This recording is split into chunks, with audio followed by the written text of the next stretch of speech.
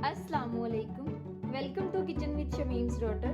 तो आज हम अपने किचन में बनाने जा रहे हैं पालक और आलू के पकोड़े। तो रमज़ान आ रहा है, तो जो हमारी इफ्तारी की टेबल पे पकोड़े जो हैं हमारी सौगात होती है डाइनिंग की, ठीक है। तो ये बहुत ज़रूरी था, मैंने सोचा मैं रमज़ान के आने से पहले आपको जल्दी से जो है पकोड़े बनाने सिखा दूँ, ठीक है। तो उसके लिए हमें जिन चीज़ों की ज़रूरत थी वो मैंने सब यहाँ पे ले ली है। यहाँ पे जो है मैंने पालक ली है, ग्रीन प्याज लिया है कटा हुआ, यहाँ पे 3 अदद आलू लिए जिनको मैंने लंबा लंबा काट लिया बारीक बारीक।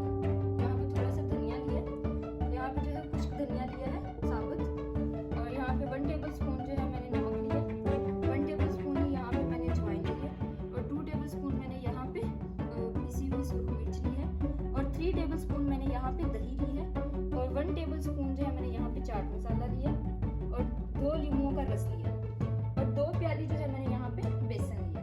तो चलिए अब हम चलते हैं अपनी रेसिपी की तरफ। जी, तो सबसे पहले जो है हम बेसन का पेस्ट तैयार कर लेंगे। ये मैं आपको बताती हूँ कि हम इस तरह क्यों करेंगे।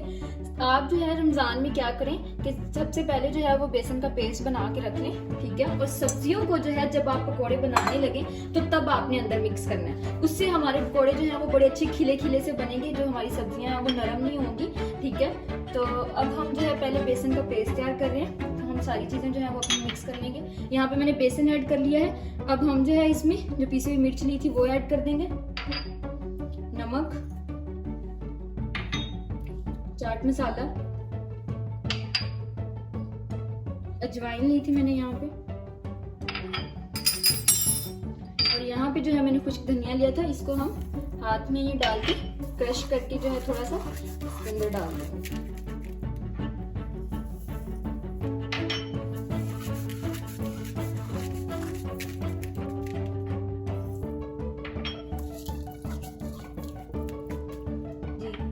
उसके बाद हम यहाँ पे नींबू का रस लिया था जो वो ऐड कर देंगे,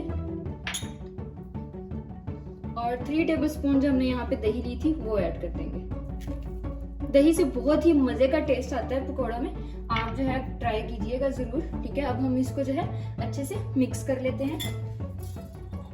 थोड़ा पहले हम इसको मिक्स कर लें, फिर उसके बाद पानी डालें। जी, तो अब आहिस्ता आहिस्ता पानी डालते जाएंगे और इसे मिक्स करते जाएंगे।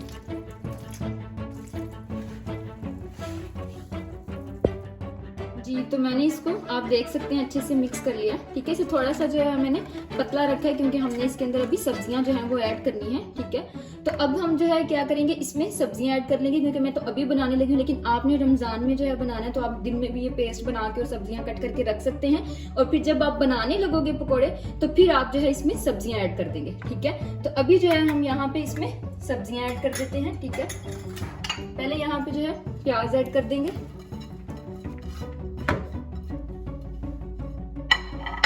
उसके बाद आलू,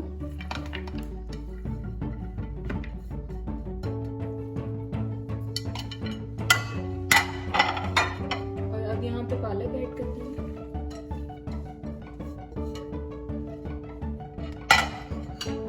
हरी मिर्च बारीक कटी हुई, और यहाँ पे फिर धनिया ऐड कर देंगे।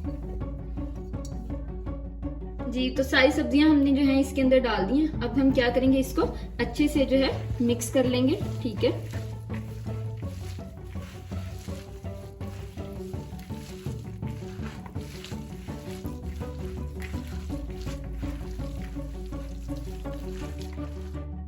जी, तो आप देख सकते हैं कि मैंने जो है सारी चीजों को अच्छे से मिक्स कर लिया है। अब हम क्या करते हैं, अपने ऑयल को जो है गर्म करने के लिए रख देते हैं, और फिर जो है पकौड़े जो है फ्राई करेंगे। जी, तो हमारा ऑयल जो है वो गर्म हो गया है, ठीक है। तो अब हम इसमें क्या है पकौड़े डालना शुरू करेंगे।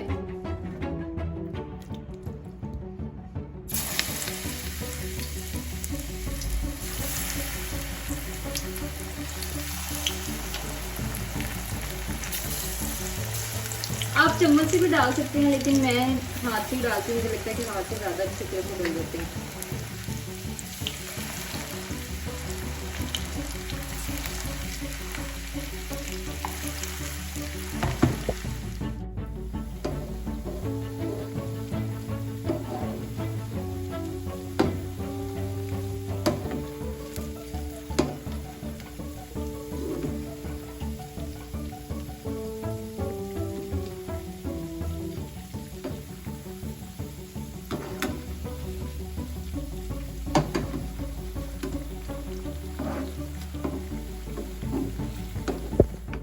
जी, तो हमने इसकी साइड चेंज कर दी थी, ठीक है। तो अब क्या इसको जो है थोड़ा थोड़ा जो है प्रेस करते जाएंगे, ठीक है, ताकि अंदर तक जो है वो ऑयल चला जाए और अंदर से जो है कच्चा ना रहे, ठीक है।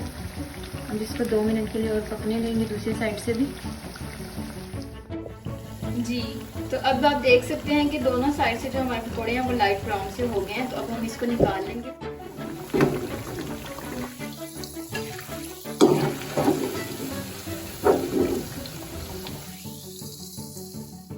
जी, तो आप देख सकते हो कि हमारे बहुत ही मज़े के जो पकौड़े हैं वो रेडी हो गए हैं। मैंने इसको जो है ग्रीन चटनी के साथ सर्व किया है, ठीक है। तो आप भी जो है ग्रीन चटनी, आपका दिल करे आप केचप के साथ भी खा सकते हैं, ठीक है। तो अगर आपको मेरी वीडियो पसंद आई हो तो कमेंट सेक्शन में ज़रूर बताइएगा और मेरे चैनल को सब्सक्राइब करना ना भूलिएगा। थैंक यू, अल्लाह हाफिज़।